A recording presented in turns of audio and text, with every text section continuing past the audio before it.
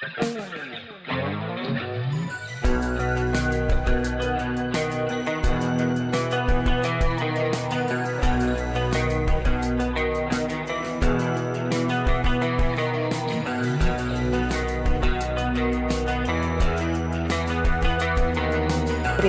Ignatian tuh mengajarkan kita satu hal gitu ya yang sangat mendasar, bahwa kita perlu mengatur hidup itu sendiri.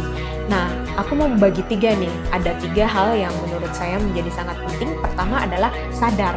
Gitu, kita perlu terus-menerus untuk berada dalam kondisi hidup yang berkesadaran, hidup di masa kini. Hidupmu tetap bermakna dan hidupmu itu tetap berharga, bahwa kamu tetap dicintai apa adanya gitu. Seringkali yang tidak mencintai itu adalah diri kita sendiri.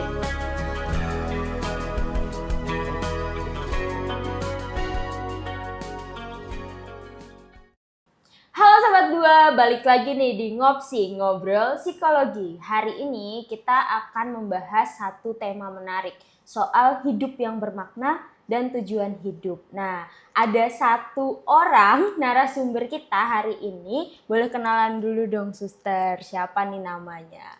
Halo semuanya, perkenalkan nama saya Suster Tia, FCC. Nah, apa itu FCC? FCC itu singkatan dari Faithful Companions of Jesus, atau bahasa Indonesianya Sahabat Setia Yesus. Nah, suster-suster FCJ ini tinggal di Condong Catur atau di Gejayan ya. Kalau teman-teman tahu Pakuwon Mall, nah daerah Pakuwon Mall tuh ada ring road. Nah dari ring road itu nanti teman-teman bisa ketemu tuh namanya Hotel Grand Kesia. Nah persis di belakang Hotel Grand Kesia itu, disitulah alamat suster-suster FCJ. Oke, siap, lengkap sekaligus alamat-alamatnya nih. Berarti boleh berkunjung ya, Suster? Boleh, ya? boleh, Oke, boleh, siap. boleh. Oh, mungkin tadi aku juga belum kenalan, Suster. Iya. Aku Vio. Halo. Nah, jadi aku di sini akan memandu podcast ini. Aduh, memandu. Ngobrol-ngobrol santai aja ya, Suster ya. Iya. Kita akan ngobrolin soal hidup yang bermakna dan tujuan hidup nih. Khususnya nanti menurut spiritualitas Ignatian. Iya. Yang pertama deh, Suster. Karena kita ngomongin tadi soal hidup yang bermakna. Sebenarnya apa sih, Suster, hidup yang bermakna ini gitu menurut Suster? Oke, terima kasih Vio. Pertama aku mau disclaimer dulu nih Vio ya. Jadi aku tidak kuliah filsafat ataupun tidak kuliah teologi gitu ya. Jadi aku merasa hanya panggilan hatiku untuk memilih jalan untuk menjadi suster gitu ya. Tapi topik ini menjadi menarik untuk kita bahas karena menurut saya ini pertanyaan yang biasanya akan dialami semua orang gitu ya. Jadi ini bukan hanya pertanyaan tentang bagi mereka yang kuliah filsafat atau kuliah teologi ataupun juga yang berada di dunia religius dan sebagainya. Tapi menurut saya ini pertanyaan yang bisa saja nih semua orang mengalami ini gitu. Nah, saya mau berbagi nih sama kamu ataupun sama teman-teman yang lain tentang apa sih hidup yang bermakna itu. Nah, saya mungkin akan berbagi dari sebuah perspektif dari spiritualitas Ignatian gitu ya. Dan juga saya berbagi berdasarkan apa yang saya alami ataupun apa yang pernah saya hadapi dan juga bagaimana pergulatan saya sendiri gitu ya. Kurang lebih seperti itu dulu Vio. Okay. Nah, menurut saya hidup yang bermakna itu ada kaitannya dengan tujuan hidup kita gitu ya. Nah, kalau kita mencari arti kata bermakna itu sendiri, itu muncul dari bahasa Arab gitu ya, dari kata makna yang artinya arti gitu. Jadi ketika kita berbicara hidup yang bermakna itu berarti hidup yang memiliki arti gitu. Nah, apa kaitannya antara hidup yang bermakna dengan tujuan hidup itu sendiri? Nah, dalam kaitan dunia spiritualitas, diyakini bahwa semua manusia yang lahir ke dunia ini itu memiliki tujuannya masing-masing, gitu ya. Kita itu berasal dari ruh, gitu ya. Kata spiritualitas itu berasal dari kata spirit atau jiwa atau ruh, di mana ruh itu lahir dalam bentuk fisik kita, dalam bentuk tubuh kita atau bentuk daging kita ini, dan ruh kita inilah yang terus mencari nih apa sih tujuan hidup kita. Nah, dalam perspektif iman Katolik gitu, manusia itu memiliki 3 level kehidupan, yaitu level fisik, terus level psikis, atau biasa juga nih disebut juga level mental, dan juga terakhir level spirit atau level rohani itu. Nah, inilah yang mungkin akan menjadi dasar atau fondasi dari obrolan kita pada siang hari ini. Oke. Ini aku beberapa terkejut sih, Suster. Maksudnya ternyata hari ini tuh podcastnya tuh akan semendalam itu gitu. Karena jujur ya, Suster, maksudnya mungkin bukan cuman aku, mungkin teman-temanku juga yang sepantaran, seumuran ini, kami yang sedang memasuki tahap 25 tahun ini gitu.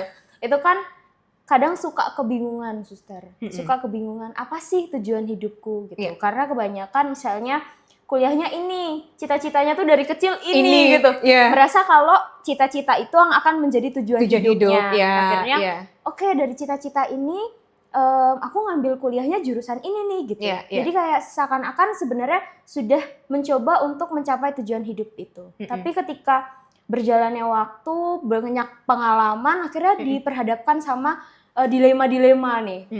Akhirnya bingung gitu. Loh, tujuan hidupku yang sebelumnya ini mana gitu. Dan ya jujur aku juga mengalami itu sih, Suster. Maksudnya kayak pada akhirnya ketika dari dulu kecil cita-citanya ini ngambil jurusan kuliahnya itu, tapi kok sekarang kerjanya jadi staff di UKDW gitu kan, maksudnya agak beda gitu. Nah, gimana sih, Suster, caranya supaya kita tuh benar-benar bisa memaknai bahwa oh ini ternyata tujuan hidup kita. Oh, nggak apa-apa loh ketika ada perbedaan antara apa yang kita harapkan di belakang sama tujuan yang ternyata kita capai sekarang tuh. Gimana sih, Suster, cara kita untuk memahami lah itu? Oke. Nah, ini menarik sekali, pertanyaanmu tuh sangat bagus ya dan sangat mendalam buat saya sebenarnya. Mungkin saya akan melihat gini ya, mungkin kita kenalan dulu nih sedikit tentang spiritualitas Ignatian itu ya. Jadi spiritualitas Ignatian itu sebenarnya lahir dari seorang santo gitu ya, seorang tokoh besar dalam gereja Katolik yang bernama Ignatius Loyola. Itu. Nah, Santo Ignatius Loyola ini hidup pada tahun sekitar 1490 sampai 1556 gitu. Nah, ketika dalam perjalanan hidupnya, Santo Ignatius Loyola ini tadinya pengen jadi prajurit gitu. Nah, jadi dia tuh dalam gambaran hidupnya dia pengen jadi kesatria medan perang dan sebagainya, sampai akhirnya dia mengalami namanya kakinya kena meriam ya, atau kena peluru, lalu kakinya itu pincang. Jadi kakinya tuh patah dan sebagainya. Lalu disitulah menjadi titik balik hidupnya. Ya, atau istilahnya kami biasa mengenalnya sebagai cannonball. Karena yang terkena kakinya itu kan sebuah meriam itu ya. Nah, ketika kakinya patah dan sebagainya itu, akhirnya dia itu mulai mencari dan mempelajari gitu tentang Yesus dan sebagainya. Dan di situ akhirnya dia mengalami pertobatan total gitu. Nah, akhirnya dalam perjalanan hidupnya dia mengalami pengalaman mistik untuk memahami kehidupan itu sendiri, dan akhirnya lahirlah spiritualitas Ignatian itu. Dan Santo Ignatius Loyola inilah yang membentuk Serikat Yesus itu sendiri. Dan kemudian spiritualitas Ignatian itu mengajarkan sebenarnya dasar yang sangat sederhana, bagaimana mengatur hidup itu sendiri. Jadi bagaimana nih kita sebagai manusia yang menyadari bahwa kita tuh punya kehendak bebas gitu ya. Lalu dalam kehendak bebas itu bagaimana saya menempatkan Allah, bagaimana saya ditempatkan oleh Allah di dunia ini. Nah, maka sangat relevan tuh pertanyaanmu antara apa yang saya alami, terus apa yang saya jalani, lalu kuliah saya bagaimana, lalu tujuan hidup saya tuh apa sebenarnya gitu. Dan inilah yang sebenarnya bisa sangat membantu kita. Jadi isi dari spiritualitas Ignatian itulah yang sangat membantu kita untuk mengatur hidup. Nah, Santo Ignatius Loyola itu mengajarkan sebuah latihan gitu ya. Jadi dia melihat bahwa hidup ini adalah sebuah pesiarahan, sebuah latihan untuk terus-menerus untuk mencapai kebersatuan kita bersama Allah. Nah, inilah yang menjadi dasar untuk kita melihat bagaimana kita itu mau mengatur hidup, melihat tujuan hidup kita, melihat perjalanan hidup kita, melihat apa yang kita hadapi, melihat juga mungkin, wah aku dulu maunya gini, terus kuliahnya ini, terus kemudian yang aku alami ini, sekarang kerjanya ini dan sebagainya gitu ya. Mungkin kalau aku cerita sedikit juga ini aku sangat nggak nyambung gitu ya. Aku dulu cita-citanya dokter gitu, terus kemudian kuliahnya teknik kimia gitu Oke. ya. Terus kemudian dari kuliahnya teknik kimia itu aku sempat kerja, lalu dalam pekerjaanku itu aku menekuni namanya bidang sustainability, lalu sekarang aku ada di mana? Di dunia religius. Wah, jadi ini sangat-sangat tidak nyambung juga gitu ya, gitu. Tapi bagaimana terus itu membantu saya untuk mengalami bahwa aku tuh tetap dicintai oleh Allah gitu. Nah, jadi dasar dari spiritualitas Ignatian itu adalah membantu kita untuk terus-menerus menyatukan tujuan hidup kita dengan apa yang Allah kehendaki, dan juga bagaimana saya terus menyadari bahwa saya mempunyai tujuan gitu dalam hidup ini. Nah, terus kembali ke pertanyaanmu, bagaimana nih saya menemukan kaitan gitu ya, menemukan kaitan antara tujuan hidup saya dan sebagainya itu sebenarnya spiritualitas Ignatian tuh mengajarkan kita satu hal gitu ya yang sangat mendasar, bahwa kita perlu mengatur hidup itu sendiri. Nah, aku mau membagi 3 nih, ada 3 hal yang menurut saya menjadi sangat penting. Pertama adalah sadar gitu, kita perlu terus-menerus untuk berada dalam kondisi hidup yang berkesadaran, hidup di masa kini gitu ya. Bagaimana kita mengatur nih diri kita untuk kita tidak terjebak di masa lalu, atau juga kita tidak mengkhawatirkan masa depan gitu. Tapi bagaimana nih kita terus-terusan ada di masa kini gitu. Jadi kita berupaya untuk seimbang, untuk bisa ada di kondisi masa sekarang. Itu yang pertama. Lalu yang kedua adalah milikilah waktu untuk berefleksi gitu ya. Jadi berefleksi itu bukan berarti bahwa saya harus mengambil waktu untuk terus bertanya apa yang saya jalani. Enggak, sesederhana bahwa hari ini apa yang saya syukuri gitu ya. Hari ini apa yang saya pelajari dari pengalaman hidupku satu hari ini.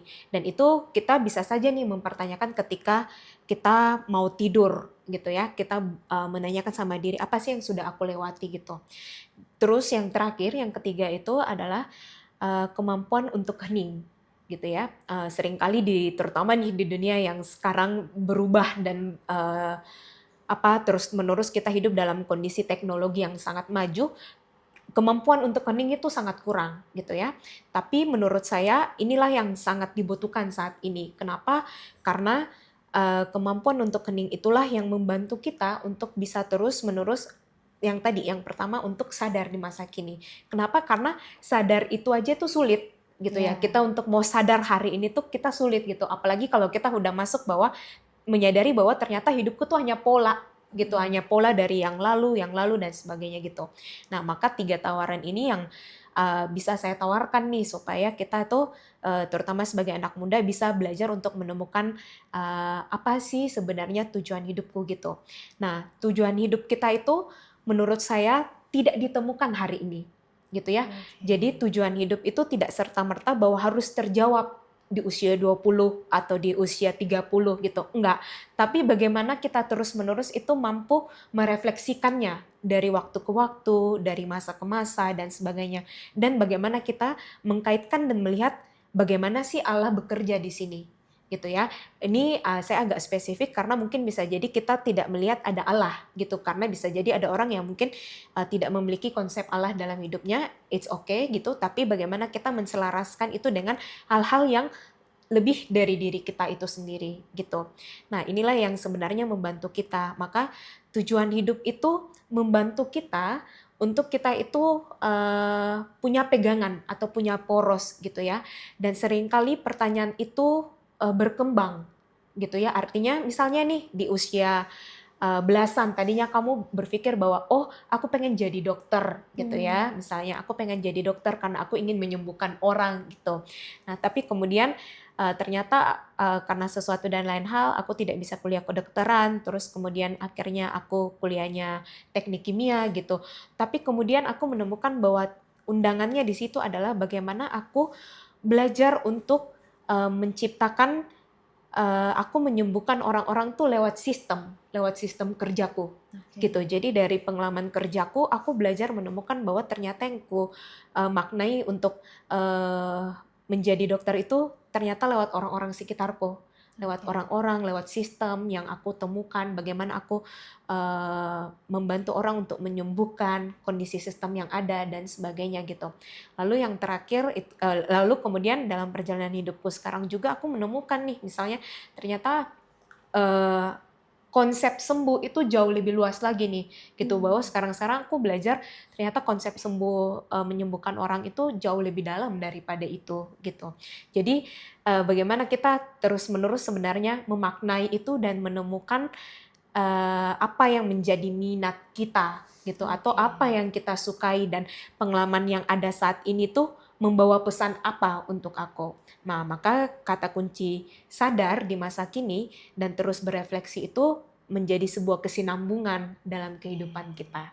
Kurang lebih seperti itu dulu. Jadi Vio. kalau boleh aku highlight ya, Ya. Suster. Quotes of the day. Wah, Yes. dapat nih, aku udah dapat quotes of the day di podcast kita. Jadi mungkin buat sobat dua itu tidak perlu terlalu mengingat masa lalu, tidak perlu terlalu mengkhawatirkan masa depan, cukup jalani dan maknai masa kini, gitu Ya, kan? Sus? betul. Berarti jadi lebih ke arah menemukan tujuan hidupmu, ya sudah, jalanilah apa yang bisa kamu capai saat ini gitu. Ya. Karena jujur ya Suster, maksudnya ketika di umur yang sudah lewat dari 20-an ini kadang kan ada begitu banyak tuntutan. Ya, betul. Bisa jadi dari lingkungan internal keluarga, eksternal, bahkan dari diri sendiri gitu. Karena misalnya ada beberapa orang mungkin yang udah punya, 5 tahun ke depan itu aku udah punya plan ini nih, Iya, gitu. iya, Tapi ketika dia diperhadapkan sama sesuatu yang nggak bisa nih, akhirnya terpatahkan kan akhirnya menimbulkan pertanyaan, waduh,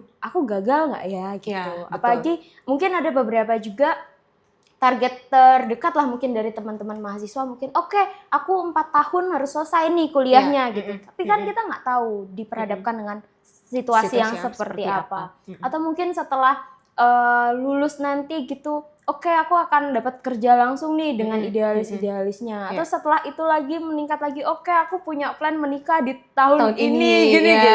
Tapi kan ketika diperhadapkan, kita langsung merasa, kadang ada beberapa mungkin yang merasa kalau wah gagal nih gitu. Ketika checklistku yang 5 tahun ini ada satu yang tidak bisa terchecklist, langsung merasa gagal. Padahal kan sebenarnya wajar ya. Maksudnya titik balik kehidupan seseorang itu kan sangat wajar begitu. Nah, sebenarnya gini Suster, apa sih tantangannya nih? Nah, kalau tadi kita bilang soal titik balik itu wajar, kegagalan itu wajar, cukup maknai dan jalani masa kini, tapi apa sih sebenarnya tantangan spesifik yang bisa dihadapi dan akan dihadapi oleh teman-teman mahasiswa khususnya, dan mungkin cara-cara triknya lah Suster untuk menangani tantangan ini, khususnya dalam menentukan tujuan hidup tadi. Oke, aku tertarik sekali tuh ya membahas tentang kegagalan gitu, terutama bagi teman-teman nih yang mungkin baru selesai kuliah, nanti hidup dengan idealismenya bahwa aku pengen begini, pengen begitu dan sebagainya gitu. Itu sangat wajar gitu. Mungkin bagi saya pertama kita perlu memahami dulu gitu ya, kata gagal itu apa sih gitu. Konsep kegagalan itu asalnya dari mana gitu ya. Apakah kita sebagai individu itu punya standar tertentu, dan standar kita itu asalnya dari mana gitu. Apakah dari keluarga kita, atau dari pandangan masyarakat kita, atau dari pandangan gereja, atau pandangan dari teman-teman sekalian dan sebagainya. Maka kita perlu sadar dan kita perlu aware bahwa kenapa kita melabeli diri kita itu gagal, sedangkan kita aja belum tahu nih gitu, apalagi masih usia 20-an itu masih kayak wow, itu masih fresh-freshnya sebenarnya gitu. Kita perlu aware dengan kata gagal itu munculnya dari mana, munculnya pada saat kapan, atau munculnya dalam kondisi apa gitu ya. Maka ketika seseorang bisa menentukan atau menyadari konsep gagalnya itu dari mana, itu sebuah titik yang bagus sebenarnya. Jadi misalnya bisa jadi nih dia merasa bahwa usia 25 saya sudah harus menikah gitu. Tapi ternyata dia belum punya pacar gitu. Usia 23 belum punya pacar dan sebagainya. Kita perlu ngecek gitu. Lah, yang menetapkan standar itu siapa gitu? Apakah orang tuamu atau dirimu sendiri gitu ya. Nah, maka kata gagalnya itu perlu di reframing istilahnya, artinya perlu dilihat ulang, ditinjau ulang dan sebagainya gitu. Apakah benar-benar saya gagal atau standar saya yang menentukan bahwa saya itu yang gagal gitu ya. Maka kita perlu berhati-hati dulu nih gitu. Nah, kemudian kita perlu juga nih melihat apa sih sebenarnya yang kita kejar, atau apakah sebenarnya kita itu sudah sungguh-sungguh menemukan tujuan hidup kita gitu. Karena dalam spiritualitas Ignatian itu seringkali kita perlu memahami bahwa hal-hal di luar diri kita itu adalah sebuah sarana gitu ya. Ya misalnya kamu kuliah apa, itu menjadi sarana. Kamu menikah dengan siapa, itu sarana. Kamu kerja di mana, itu sarana juga gitu. Tapi pertanyaannya adalah apakah kamu mampu memaknai hidupmu hari ini tuh? Apakah kamu mampu menemukan hal-hal yang selaras dengan dirimu gitu ya? Karena mungkin nih bisa jadi juga memang ada lingkungan yang itu tuh tidak selaras. Nah, maka penting untuk memiliki self awareness yang baik. Nah, dalam self awareness ini kita perlu untuk menyadari apa sih kekuatanku, apa kelemahanku, apa nilai-nilaiku. Nah, kadang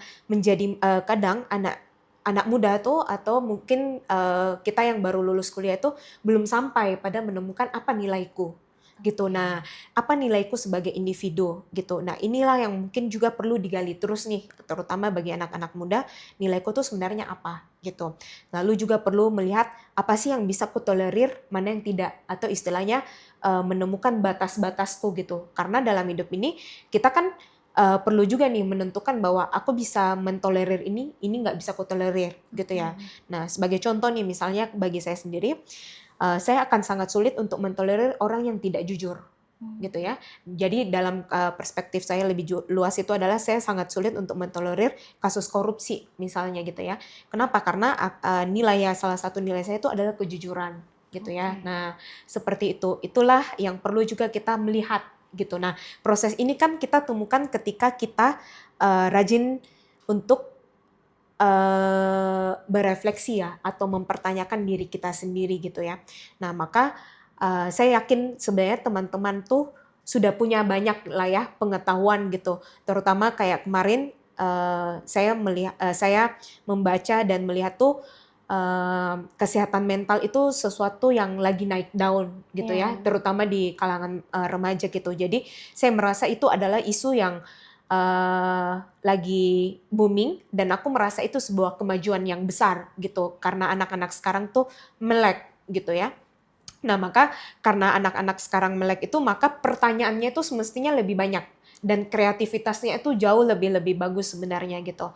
Nah, maka aku merasa bahwa sebenarnya yang kita butuhkan itu ya, anak muda sekarang butuhkan itu adalah kita perlu bisa membedakan mana yang terkait dengan efektif dan efisiensi, dan mana yang waktu yang kita butuhkan untuk kita itu lebih melambat.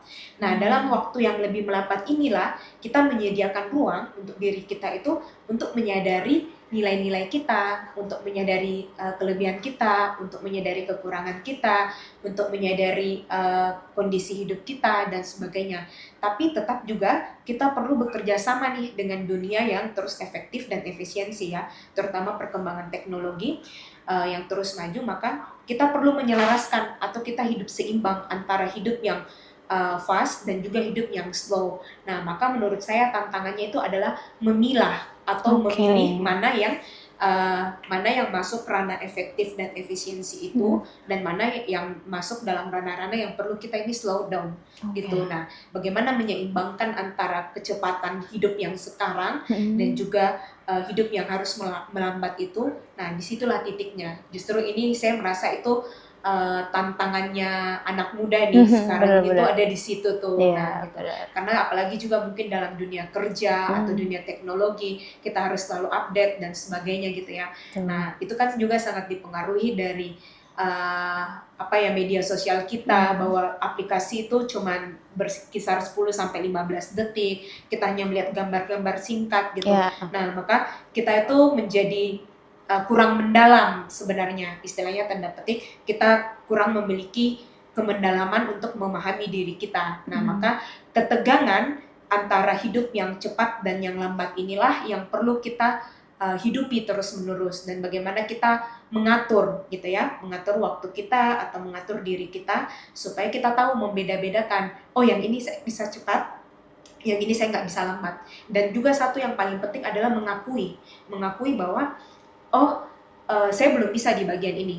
Oke, saya sudah bisa di bagian ini. Oh, yang ini saya masih butuh waktu lebih lama untuk belajar. Yang ini saya masih butuh waktu lebih lama untuk memahami topiknya atau memahami kondisi ini gitu. Maka biarkan gitu, biarkan waktu kita untuk terus belajar gitu. Nah, maka kaitannya juga tadi bahwa menghidupi ketegangan ini, ketegangan antara hidup yang cepat dan lambat ini diperlukan kesadaran diri untuk kita bisa menemukan titik seimbangnya. Seperti itu. Berarti memang harus memilah-memilih tadi ya, Suster. Maksudnya nggak semua hal itu ya bisa berjalan juga sesuai dengan rencana kita. Betul. Gitu. Cuman memang terkadang ya, Suster, ini mungkin aku boleh sedikit menyinggung soal spiritualitas penderitaan Ayub ya. Boleh. Jadi aku ya pernah lah membaca gitu beberapa tafsiran itu kan. Ada momen-momen di mana Ayub ketika diperhadapkan sama situasi yang dia juga nggak tahu gitu gimana cara menghadapinya, kan memang ada titik manusiawi juga yang marah begitu dengan keadaan gitu, kenapa seperti ini begitu. Nah mungkin di tengah situasi kedilemaan, apalagi quarter life krisisnya teman-teman mahasiswa begitu kan, pasti ada ya, Suster, titik sedihnya, titik marahnya gitu. Nah, tapi di tengah situasi itu, Suster, bagaimana sih mahasiswa-mahasiswa ini tuh masih tetap bisa merasakan bahwa tujuan hidupnya ini sebenarnya membantu mereka untuk bisa mendapatkan makna dari hidupnya itu sendiri? Ini pertanyaanmu menarik sekali ya, tentang Ayub gitu ya, yang terus mengalami penderitaan, terus dia melihat Allah. Nah, kita harus memahami sebuah realita gitu ya, bahwa hidup itu tidak lepas dari penderitaan. Itu paling pertama gitu. Jadi buat teman-teman di luar sana, ini sebuah dasar atau sebuah pijakan yang sangat bagus untuk kita terus memahami bahwa kita mau bagaimanapun juga, kita tidak akan pernah lepas dari penderitaan. Kenapa gitu? Pertanyaan kan, kenapa sih kita terus hidup dengan penderitaan itu gitu, kayak wah kenapa sih masih ada terus penderitaan dan sebagainya. Soalnya kalau bagi aku pribadi nih, jawabannya sederhana banget. Kenapa terus ada penderitaan dan sebagainya? Soalnya kalau nggak ada penderitaan, kita tidak punya celah untuk mencari Tuhan. Soalnya kalau hidup ini baik-baik aja, ya udah gitulah. Kita nggak membutuhkan Tuhan gitu. Dan juga ini sederhana banget, bahwa ada 7 miliar orang di muka bumi ini, bagaimana mengatur itu semua gitu ya. Bagaimana alam semesta mengatur supaya hidup kita itu bisa berjalan gitu. Jadi menurut saya justru bagi saya sendiri, kita merasa kita perlu memahami bahwa penderitaan itu jangan dianggap sebagai sesuatu yang menakutkan atau menyeramkan dan sebagainya. Kita hanya perlu menerima bahwa penderitaan itu memang sakit gitu ya. Bahwa penderitaan itu ada konsekuensi kesakitan yang kita alami. Tapi bagaimana kita bisa keluar atau bagaimana kita bisa menerima atau berdamai dengan kesakitan itu, menurut saya jalannya cuma satu, yaitu menerima gitu ya. Karena selama ini mungkin kita selalu punya konsep bahwa penderitaan itu harus dihindari, bahwa penderitaan itu tidak enak, penderitaan itu harus kita lampaui, kita hindari dan sebagainya. Tapi ketika kita belajar untuk menerima bahwa kita hidup dengan realitas penderitaan, kita itu sudah satu langkah lebih maju untuk menerima. Itu bagian dari perjalanan hidup kita sebagai manusia. Lalu pertanyaannya, bagaimana sih kita bisa menemukan Tuhan gitu ya, atau bagaimana kita bisa menemukan makna di balik itu? Sederhana bahwa ketika kita mengalami penderitaan itu, kita masih sempat bertanya, apa tujuan dari penderitaan ini? Apa sih sebenarnya yang mau disembuhkan? Atau apa sih yang mau diubah gitu ya dari penderitaan itu. Karena kita ketika melihat penderitaan itu, konsepnya memang luas sekali. Ada memang penderitaan yang itu tuh disebabkan oleh orang luar gitu ya, atau orang lain, dan kita nggak punya kendali di situ gitu ya. Tapi ada juga nih penderitaan yang seringkali itu diri kita sendiri gitu ya, penderitaan di pola pikir kita, penderitaan karena penyakit dan sebagainya. Ada banyak sekali sebenarnya gitu ya jenis-jenis penderitaan. Tapi ketika kita mampu untuk mempertanyakan apa pesannya atau apa maknanya, dan kejadian ini tuh mau mengajari saya apa gitu. Dan selalu jawaban itu tidak muncul dari luar, tapi muncul dari diri kita sendiri.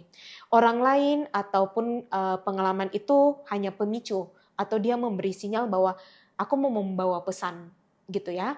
Nah, aku mau membawa pesan kepadamu mengenai sesuatu, tapi kemudian bagaimana kita bisa menemukan ke dalam diri kita sendiri. Maka tadi yang kita sudah sempat bahas bahwa untuk menjadi sadar aja itu sulit gitu ya. Untuk menjadi sadar dengan penderitaan, terutama dengan penderitaan itu tidak mudah gitu ya. Nah, kemudian ketika kita sudah sadar, kemudian kita menerima, kemudian kita punya kebebasan lagi nih. Menurut saya di sini letak kebebasan kita sebagai manusia untuk penderitaan itu mau diapakan, gitu ya. Mau kita masuki, gitu ya. Artinya ketika kita memasuki penderitaan itu, kita melihat apa tujuannya di situ. Kenapa saya berada dalam kondisi ini? Atau justru kita mau menghindar, gitu ya. Ketika kita mau menghindari dari penderitaan itu, artinya kita tidak mau melihat apa pesannya. Karena kadang ada penderitaan yang memang kita tidak mau hindari, ada yang bisa kita hindari, misalnya gitu ya. Tapi ketika kita juga sadar bahwa ada sesuatu yang memang harus saya lepas, ya udah kita perlu melepas, gitu ya. Nah, kurang lebih mungkin itu gambaran dulu ya, gambaran umumnya bahwa kenapa sih seringkali kita tidak mau, kenapa kita masih terus hidup dengan penderitaan itu. Oke, berarti kalau misalnya pun tujuan hidupnya itu tidak sesuai, merasakan penderitaan, ya nggak apa-apa, maksudnya dirasakan saja penderitaan tersebut. Soalnya aku pernah sekali, Suster, ngobrol lah sama salah satu konselor lah, bisa dibilang konselor. Nah, memang dikatakan kalau manusia itu kan sebenarnya punya saklar on off. Ya. Terkhusus untuk perasaan gitu.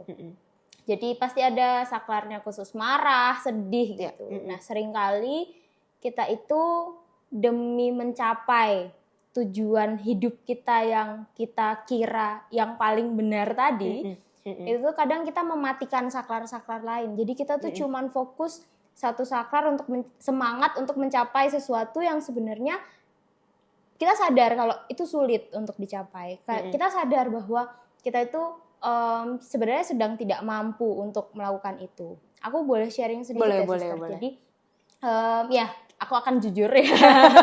Akan jujur. Iya. Jadi aku itu dulu dari kecil sih, aku tuh sangat mengidolakan pendeta lah maksudnya. Kayak wah, ya anak kecil lah berpikir wah keren nih pakai toga di atas mimbar gitu.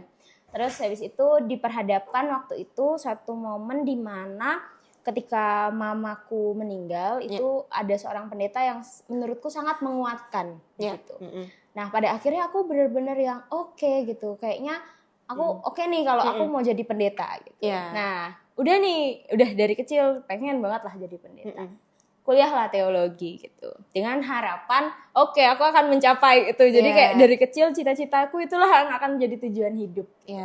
Tapi ketika diperhadapkan sama praktek kejemaatan begitu, ada satu titik balik yang wah, susah nih ternyata gitu. Oh, ternyata aku nggak mampu ngehandle itu. Maksudnya ada beberapa tugas dan tanggung jawab seorang pendeta yang terlalu berat nih untuk aku. Jadi karena kan kita punya batasan diri ya, Suster. Emang ada beberapa orang yang mungkin tidak menyadari batasan dirinya, tapi ada juga yang menyadari. Dan pada saat itu di awal emang aku tidak menyadari itu gitu. Kayak udah ideal aja apa yang menjadi cita-cita, oke, itu yang akan aku lakukan.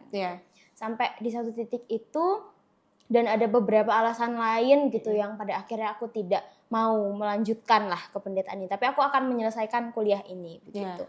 Nah, itu ada, Suster. Jadi memang ada tekanan juga lah beberapa gitu. Aku merasa tertekan dan merasa sedikit marah itu ketika banyak pertanyaan, loh kenapa nggak jadi pendeta, loh kenapa Iya. gitu kan. Ada juga titik dimana aduh capek banget mau ngejelasin kalau misalnya ini loh begini gitu loh, Iya, membukakan realitanya kan agak susah. Iya, betul. Nah, di saat itu aku tuh memang sempat suster, maksudnya berpikir kalau apa aku jalanin aja ya ini Iya. gitu. Mm-mm. Udahlah dijalanin aja lah jadi pendeta biar menutup pertanyaan-pertanyaan itu. Iya. Mm-mm. Tapi kan sebenarnya itu salah ya suster. Iya. Maksudnya kayak itu kan memaksakan sesuatu yang sebenarnya aku tidak bisa gitu. Sampai satu ketika aku dipanggil untuk kerja di UKDW dan aku ternyata itu akhirnya aku menemukan, oh ternyata ketika aku tidak bisa ngehandle pekerjaanku sebagai seorang pendeta itu, tapi ilmu yang aku dapat ketika aku kuliah, oh itu tuh berguna gitu. Nah, jadi pada akhirnya ya seperti itu, dan sampai pada akhirnya sekarang jadi staff admin gitu. Dan akhirnya aku melanjutkan S2-nya manajemen. Oh, ternyata ada titik balik yang aku menemukan tujuan hidupku yang baru gitu. Nah, kadang mungkin kesulitan untuk ngehandle itu ya, suster. Dan menurutku tadi menariknya adalah ketika kita sudah membahas memilah-memilih, kesadaran, menerima, aku yang adalah anak yang sangat suka lari dari konflik. Jadi kalau misalnya ini konflik ya sister, aku milih untuk muter, dihindarin aja, nggak berani terabas. Nah ternyata sekarang aku belajar kalau kita itu ya nggak apa-apa, maksudnya rasakan aja semua penderitaannya, tapi ingat kalau makna hidupmu tuh masih ada gitu. Karena jujur ya sister, aku sempat merasakan kalau kalau aku nggak jadi pendeta itu hidupku tidak bermakna ya, maksudnya kayak sia-sia gitu ya. 4 tahunnya. Apakah suster juga merasakan itu? Iya. Oke, berarti sama. Sama. Oke, ya itu makanya ketika ngobrol-ngobrol soal ini sampai di akhirnya ini, aku mau nanya terakhir sih suster, gimana sih tips and trick deh singkat aja dari suster untuk orang-orang yang kayak kita ini, maksudnya yang kayak berbeda nih udah. Beda banget. Gimana sih caranya supaya kita tuh bisa tetap pada akhirnya tuh tahu bahwa gak apa-apa kamu marah, tapi jangan marah sama dirimu sendiri. Karena jujur terkadang ketika kita marah sama diri sendiri itu akan jauh lebih sakit kan suster, daripada orang lain yang marah sama kita dan mempertanyakan eksistensi dari tujuan hidup kita sebelumnya. Itu gimana suster, tips and trick ya? Oke. Jadi karena ditanya tips and trick gitu ya, ketika kita sudah mengalami semuanya, penderitaan dan sebagainya, terus kemudian kita merasa itu apa yang kita jalani itu kok kayak nggak nyambung-nyambung gitu ya, betul ya. Menurut saya tips and tricknya itu hanya 2 kata. Oke. Hidupmu bermakna, gitu ya. Bahwa hidupmu bermakna dan kamu belum tahu aja semuanya. Rangkuman dari perjalanan hidupmu itu belum tahu. Bahwa dari kecil kamu punya ini, keinginan untuk menjadi ini, terus sekarang kamu kerja apa, bahkan lanjut S2 ini apa, dan sebagainya itu, hidupmu tetap bermakna dan hidupmu itu tetap berharga. Gitu ya, bahwa kamu tetap dicintai apa adanya gitu. Seringkali yang tidak mencintai itu adalah diri kita sendiri. Betul. Ya, karena kita sendiri yang punya tuntutan, kita sendiri yang punya harapan, saya harusnya jadi kayak gini, saya pengennya jadi kayak gini dan sebagainya gitu. Nah menarik tadi yang kamu bahas bahwa ada tombol saklar on off itu gitu ya. Nah tujuannya sebenarnya bagaimana supaya kita memahami bahwa supaya semua saklar-saklar kita itu berfungsi pada tempatnya, gitu ya.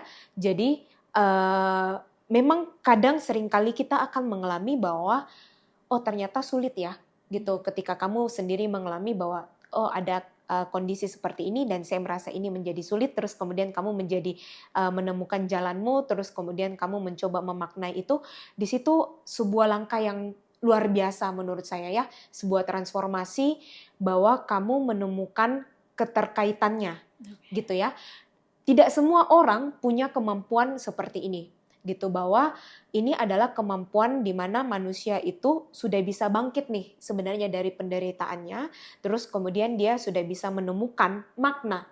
Ini pun sebenarnya kamu lagi menemukan maknamu sendiri, bahwa ternyata ini konflik yang tadi saya nggak bisa hadapi, saya alami di sini, gitu. Maka tetap berpegang bahwa hidupmu itu punya makna, gitu ya, dan hidupmu tetap punya tujuan. Hanya saja kamu bisa jadi belum menemukan atau belum melihat. Ibarat kata kita lagi main puzzle gitu ya. Hidup kita tuh lagi disusun-susun nih gitu. Kita dikasih sedikit-sedikit gitu. Maka tujuannya itu perlu kita balik gitu. Jangan sampai selama ini kita berpegang. Misalnya aku bilang, oh aku pengen jadi pendeta gitu. Jangan sampai kita terlalu memegang itu saklek. Tapi kita lupa ada jalan lain gitu. Jalan lainnya itu adalah syukuri apa yang ada hari ini. Maka apa yang ada hari ini itu membawa saya untuk menuntun saya pada sesuatu yang kedepannya itu saya belum tahu gitu. Jadi kesulitan yang ada hari ini itu atau sesuatu yang mungkin istilahnya tadi kamu bilang kamu akan lewat jalan lain, terus kamu nggak mau terabas nih gitu. Nanti di sepanjang perjalanan hidupmu itu kamu akan melihat bahwa konflik atau penderitaan itu kita diberi sedikit-sedikit kemampuan untuk menghandle itu. Jadi tidak langsung serta-merta kita diberi kemampuan untuk menghandle itu. Tapi bagaimana ketika kita berada dalam penderitaan itu, kita itu tetap punya harapan juga gitu bahwa saya bisa melampaui ini, ada Tuhan bersama saya dan saya tahu Tuhan sedang menuntun saya gitu. Karena jujur nih ya, saya tuh semakin kesini tuh semakin banyak menemukan bahwa tidak semua orang punya kemampuan seperti ini gitu ya, bahwa punya kemampuan bahwa di balik kesusahan, di balik penderitaan itu selalu ada harapan. Tidak semua orang bisa sampai di titik ini. Kenapa? Karena memang kita semakin tua itu kita akan semakin realistis, semakin melihat hidup semakin banyak penderitaan dan sebagainya. Tapi bagaimana kita setidaknya punya pegangan lah, kayak gitu ya. Dan juga memiliki pegangan bahwa hidup bermakna atau hidupku itu tetap punya tujuan gitu ya. Itu sebuah pegangan yang bagus gitu ya, itu sebagai istilahnya sebuah pengharapan itu sendiri gitu. Maka pegang aja itu gitu ya, dan tetap berpegang bahwa aku masih ada di dunia, itu masih ada pekerjaan yang harus aku tuntaskan, masih ada tujuan yang harus aku selesaikan gitu ya. Mungkin aku tidak bisa dapat jawabannya hari ini, tapi siapa tahu jawabannya itu 5 tahun ke depan, 10 tahun ke depan gitu ya. Maka jangan berkecil hati ketika kita tidak bisa langsung menjadi apa yang kita inginkan atau profesi yang kita inginkan gitu ya. Tapi bagaimana kita bisa dalam perjalanan itu kita terus mengingat, oh tadinya saya pengen ini.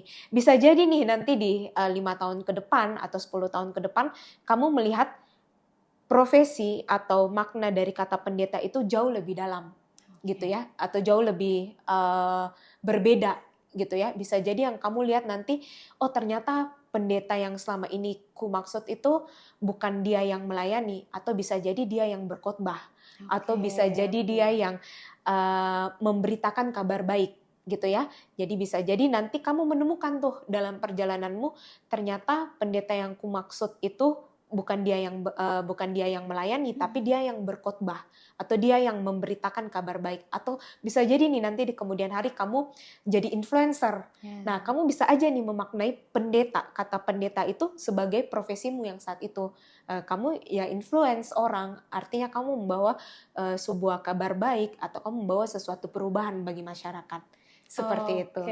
Mungkin aku mau highlight juga ya buat Sobat Dua, bagaimanapun jalanmu ketika mencapai tujuan hidup ini, ingatlah bahwa hidupmu itu bermakna. Betul ya, Suster? Betul. Wah, terima kasih banyak, Suster, atas kasih. ngobrol-ngobrol kita hari ini. Terima kasih juga Sobat Dua karena sudah menyaksikan episode ini. Jangan lupa untuk subscribe YouTube channelnya UKDW Yogyakarta dan Dua Ministry. Jangan lupa juga untuk follow Instagram UKDW Yogyakarta dan PMB UKDW Jogja.